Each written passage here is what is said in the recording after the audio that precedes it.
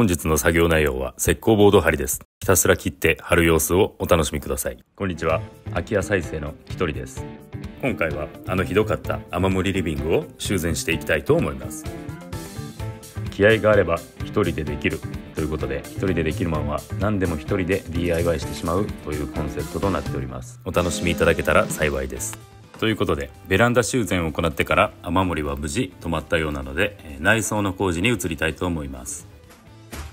まずはですね、この雨漏りで行ってしまった、内装の下地ですね、こちらを、張り替えていきたいと思います。まずは解体作業ですね。私作る作業も大好きなんですけど、この壊す作業というのもものすごく楽しい作業ですね。子供の頃、公園の砂場で砂のお城を作った時、破壊するのが一番楽しかったという感覚です。躯体部分を構わない解体の場合は、思いのまま破壊してもいいんですけど、なるべく修繕する箇所を限定したいところですよね。構造をよく観察して作った順番と逆の手順で解体していくとスムーズに壊せると思います。この物件の場合はですね、まず回り縁を取り外して、そこからですね最小限の天井を解体していきます。大体の建築材料の大きさはサイズが規定で決まっていますので、その大きさに合わせて解体していくと修繕する時が楽になりますよね。さあ、問題のある箇所の天井を剥がし終えました。中の構造はこんな感じですね。天井の下地を取り付けるこの野縁という材はそんなに傷みが見られませんね。ただし天井を支えるための吊り木が少し外れているので、今回の修繕で石膏ボードを取り付けるので、吊り木を修繕しつつ追加していこうと思います。天井につける石膏ボードは通常 9.5mm を使用すると思うんですが、それでもですね、サブロクの石膏ボードで10キロ以上はあるんじゃないかなと思いますね。なので元の作りが軽い天井の材料の場合だと、もしかしたら天井が垂れてきてしまうかもしれないので、この吊り木を忘れずに追加した方がいいですよね。幸いこの部屋は真ん中の折り上げ天井を支えるために吊り木が多めに入っていました。私名前を一人でできるマンというんですが、この日はですね、なんとたまたま、物件に妻が来ていたので天井張りを手伝ってもらいました。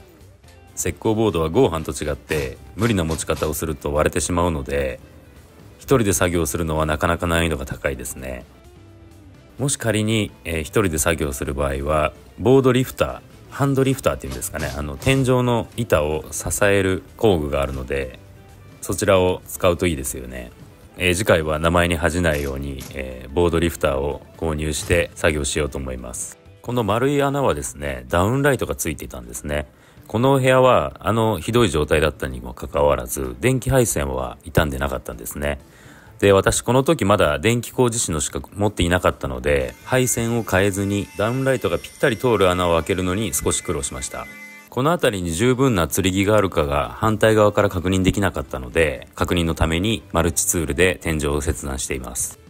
十分そうではあったんですけど、せっかく穴を開けたので吊り木を追加していますね。さあ、もう妻は帰ってしまったので、妻の存在に感謝しつつ、一人で天井を張っていきます。このやり方はですね、頭で板を支えながら、場所を決めていくんですけど、あんまりおすすめしないですね。クオリティが落ちてしまいますし、疲れます。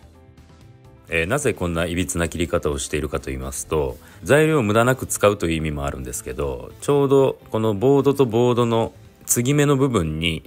天井の木が来てるんですね。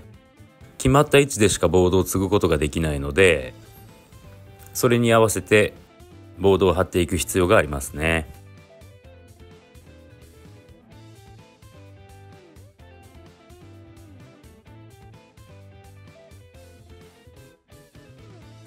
ということで、天井が張り終わったので次は壁を張っていきます。こちらもですね、先のほどの説明と同じで、ボードを継ぐ位置をあらかじめ決めておいて、そこに新しく木の下地を入れていきます。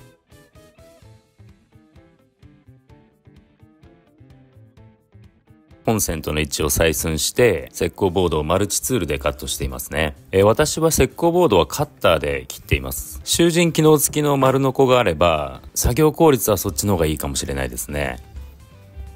ただこの部屋のこの部分だけを貼る場合はカッターで切るとほとんど粉が出ないので、後片付けが楽ですね。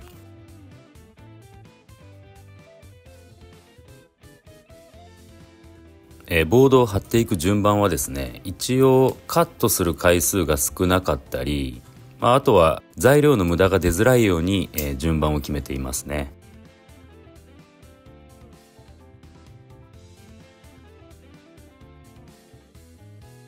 天井と左半分だけなんですけど、石膏ボードが貼られていくとなんか一気に新築感出ますよね。雨漏りでひどかった部屋とは思えなくなってきてますね。テンション上がります。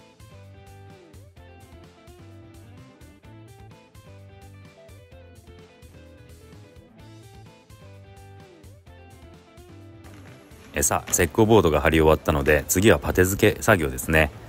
石膏ボードは取り付ける時にビスを打ちますし、ボードとボードの継ぎ目の筋が壁紙を貼った時に、出てしまうので、その部分をカバーするためにパテをしていきます。少しだけ作る時は板の上で練ってもいいんですけど、今回のように部屋全体をパテしていく時は、このような容器で練り合わせていくと楽ですね。いつも通り目分量で水を加えていきますが、パテの柔らかさはですね、水が多いと水が蒸発して痩せてしまいますし、少なすぎると施工がしづらいので、ちょうどいい硬さに練り合わせるといいですね。一応袋に水の規定量が書いてあるので、最初はそれを目安にするといいですよね。動画を省略してしまったんですが、この右手に持っている少し硬いヘラでダマがないように練りつぶしていきます。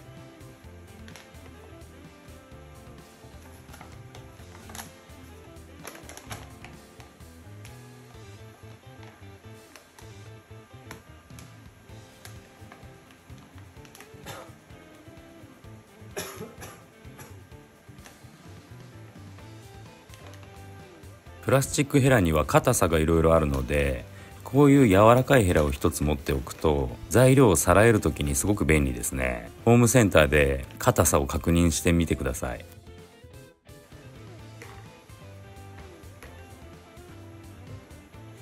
早送りでパテ付けをしていきます。私は基本的にですね、ボード同士の溝は、パテを2回して、ビス穴は1回ですね。壁紙を貼ってもそんなに目立たないですね。さあお次はですね、キッチンのリフォームを開始していきます。まずはですね、換気扇を取り外します。もうこちらは相当汚れていたので交換ですね。 Amazon で2000円ぐらいで買えるので、綺麗な場合は清掃でもなんとかなるんですけど、もうある程度汚れていたらもう交換した方が早いですね。このタイプの換気扇だと上のネジ2つで、壁に突っ張ってあるので緩めると外れます。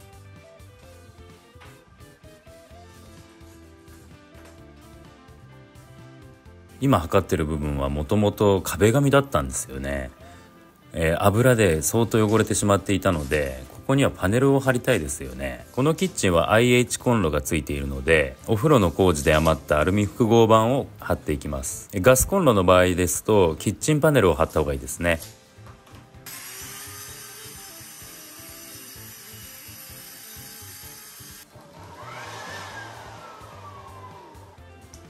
せっかく石膏ボードをカッターで切って粉を出さないようにしたんですけど、アルミ複合板を丸ノコで切って粉まみれになってますね。やはり集塵機能付きの丸ノコが欲しいですね。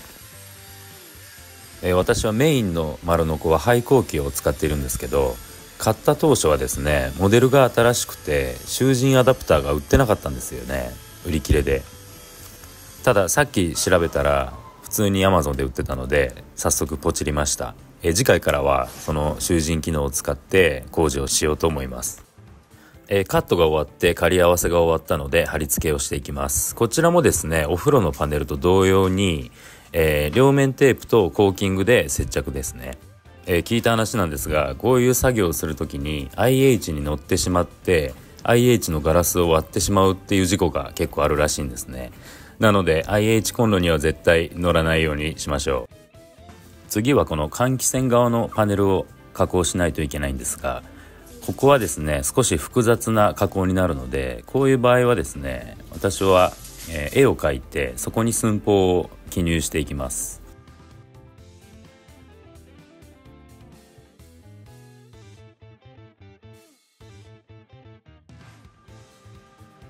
こんな感じですね。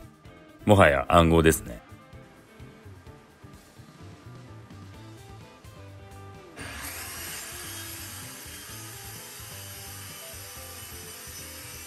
先ほどの暗号をこのパネルに書き写していきます。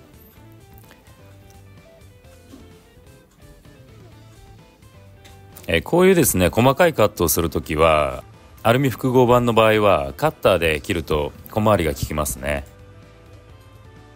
定規をあてがってカッターで 3,4 回切り込みを入れて、指でポンって感じですね。語彙力、そのような解説をした直後に、やっぱりカッターはめんどくさいわということで、こちらのコンセントの穴はマルチツールでカットしています。どちらでもお好きな方で大丈夫ですね。カッターの方が、精密には切れるけど、マルチツールの方が早いですね。さあ狙い通り切れているんでしょうか。確認作業ですね。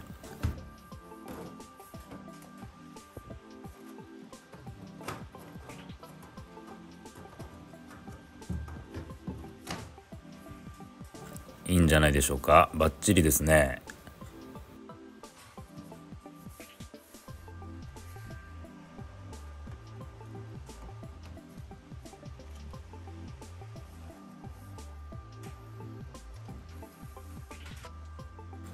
OK ですが出ましたね。早速貼り付けて、換気扇も取り付けちゃいましょう。こちらはですねもともとついていた換気扇と同じ、羽の径が25センチのものですね。だいたい実寸で、40センチ弱ぐらいです。交換する際は外したものを計測しておくといいですね。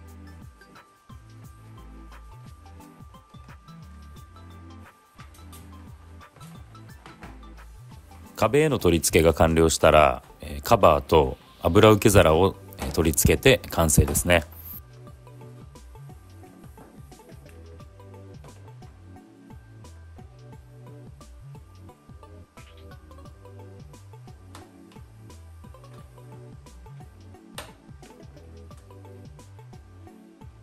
いいですね。とっても綺麗になりました。あとは壁紙を貼ればこの部屋も、新築同様になっちゃいますね。ちょうどこの作業をしていると隣の方がだんだん綺麗になってきたねと声をかけてくださって、コーヒーの差し入れをいただきました。やはり隣の家のことはあんた買ったのってよく聞かれたりとか、皆さん関心があるんですね。空き家で物騒だったからよかったと言ってくださることもあって、嬉しい限りですね。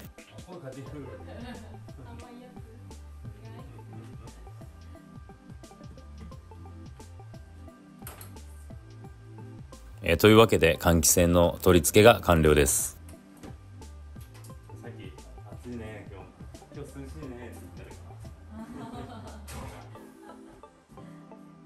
たらというわけでですね、次回から本格的に内装の工事に入っていこうと思います。塗装を入れて壁紙を貼って一気に家の雰囲気が変わっていく作業なので、とても見応えがあると思います。基本的には迷ったら白くするっていうのが鉄板なんですが、途中少しアクセントクロスを入れたりとか、家の雰囲気をおしゃれにしていくような施工も行っていきますし、今動画で流れている和室の砂壁には直接壁紙を貼っていく施工もご紹介しようと思っていますので、お楽しみに。